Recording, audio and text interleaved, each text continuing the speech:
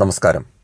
CPM-ന്റെ കോട്ടയായ കണ്ണൂർ ജില്ലയിലടക്കം നാണം കെട്ട തോൽവി, അങ്ങേയറ്റം നാണം കെട്ട തോൽവി നിയമസഭാ തിരഞ്ഞെടുപ്പിൽ ഏറ്റുവാങ്ങിയിട്ടും താത്വികാചാര്യൻ ചമഞ്ഞു നടക്കുന്ന MV ഗോവിന്ദന് ഒരു തരിമ്പ് പോലും തിരിച്ചറിവോ ജാള്യതയോ ഇപ്പോഴും ഉണ്ടായിട്ടില്ല എന്നതിൻ്റെ തെളിവാണ് ഇന്നലത്തെ അദ്ദേഹത്തിൻ്റെ വാക്കുകൾ. അതൊന്ന് കേട്ടു നോക്കാം. ഞങ്ങൾ എല്ലാ കാലത്തും പരാജയം മാത്രം എനിക്ക് വ്യക്തിപരമായിട്ട് ഒരു തരത്തിലുള്ള തെറ്റുണ്ടായിട്ട് ഞാൻ സമ്മതിക്കേണ്ട കാര്യമില്ല. ഞാൻ സമ്മതിക്കേണ്ട കാര്യമില്ല. പാർട്ടി അതായത് സംസ്ഥാന സെക്രട്ടറി ആയിട്ടിരിക്കുന്ന തനിക്ക് ഈ തോൽവിയിൽ എന്തെങ്കിലും വ്യക്തിപരമായിട്ട് പങ്കുണ്ടെന്ന് വിശ്വസിക്കേണ്ട കാര്യം, അതായത് എനിക്ക് വ്യക്തിപരമായിട്ട് എന്തെങ്കിലും തെറ്റുണ്ടായിട്ടുണ്ടെന്ന് വിശ്വസിക്കേണ്ട അല്ലെങ്കിൽ പറയേണ്ട കാര്യം എനിക്കില്ലല്ലോ എന്ന്.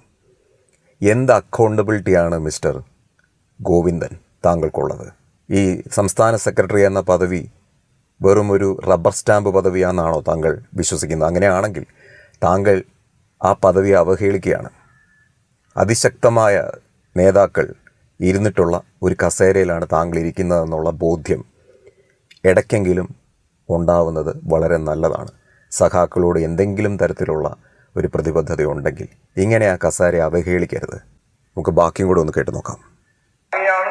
തെറ്റുതിരുത്തൽ പ്രക്രിയയിൽ മുന്നോട്ടേക്ക് പോവുക, അല്ലാണ്ട് ഞാൻ തെറ്റുതിരുത്തൽ പ്രക്രിയയായിട്ട് താങ്കൾക്ക് മുന്നോട്ട് പോകണമെന്ന് ആഗ്രഹിക്കുന്നുണ്ടെങ്കിൽ ആദ്യം താങ്കൾ ആ കസേരയിൽ നിന്ന് മാറണം. പാർട്ടി സെക്രട്ടറി എന്ന പദവിയിലേക്ക് കുറച്ചൊക്കെ കമ്മ്യൂണിസം ബാക്കിയുള്ള, കുറച്ചൊക്കെ പാർട്ടിയെ സ്നേഹിക്കുന്ന, തൻ്റെ ഇടമുള്ള നട്ടലുള്ള ആരെയെങ്കിലും, പിണറായി ഭക്തി അധികം ഇല്ലാത്ത ആരെയെങ്കിലും മുന്നോട്ട് കൊണ്ടുവരണം. എന്തെങ്കിലും ഒരു ആത്മാർത്ഥത തെറ്റുതിരുത്തൽ പ്രക്രിയ എന്ന പ്രോസസ്സിനോട് താങ്കൾക്കുണ്ടെങ്കിൽ അതാണ് ആദ്യം ചെയ്യേണ്ടത്. ആദ്യം താങ്കളാണ് ആ പദവിയിൽ നിന്ന് ഇറങ്ങേണ്ടത്.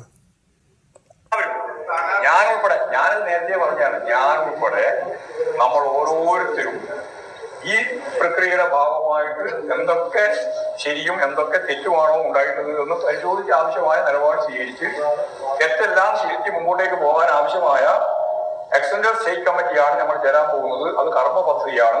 അത് അടിമുടി പാർട്ടിയെ മുന്നോട്ടേക്ക് നയിക്കാൻ വേണ്ടിയിട്ടുള്ളതാണ് എന്നാണ്. ഒരാഴ്ച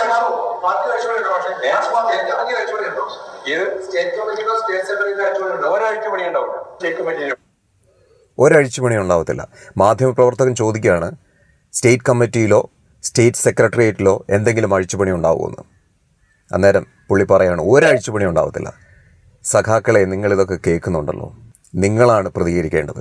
എത്ര ലാഘവത്തോടെയാണ് പുള്ളി ഈ നാണം കെട്ട തോൽവിയെ കാണുന്നതെന്ന് നിങ്ങൾ തിരിച്ചറിയണം.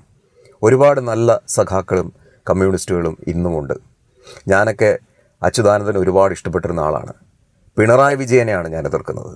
പക്ഷേ കമ്മ്യൂണിസ്റ്റ്, യഥാർത്ഥ കമ്മ്യൂണിസ്റ്റായ അച്യുതാനന്ദനെ പോലുള്ളവരെയൊക്കെ ഒരുപാട് സ്നേഹിച്ചിട്ടുള്ള ആളാണ് ഞാൻ. അതുകൊണ്ടാണ് ഈ പാർട്ടി എന്ന് പറയുന്നത് ഒരുപാട് പാരമ്പര്യമുണ്ട്, ഒരുപാട് നന്മകൾ ചെയ്ത നല്ല മനുഷ്യരുണ്ടായിരുന്ന ഒരു പാർട്ടിയാണ്. ആ പാർട്ടിയാണ് ഈ പരുവത്തിൽ ഇതുപോലെയുള്ള നേതാക്കൾ കൊണ്ട് എത്തിച്ചിരിക്കുന്നത്.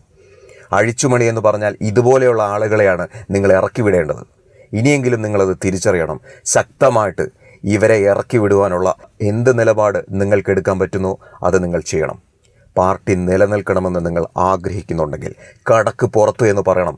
ഇതുപോലുള്ള ഗോവിന്ദന്മാരോടും ഇതുപോലുള്ള വിജയന്മാരോടും കടക്ക് പുറത്തെന്ന് പറയണം. അവിടെയാണ് മാറ്റത്തിൻ്റെ തുടക്കം.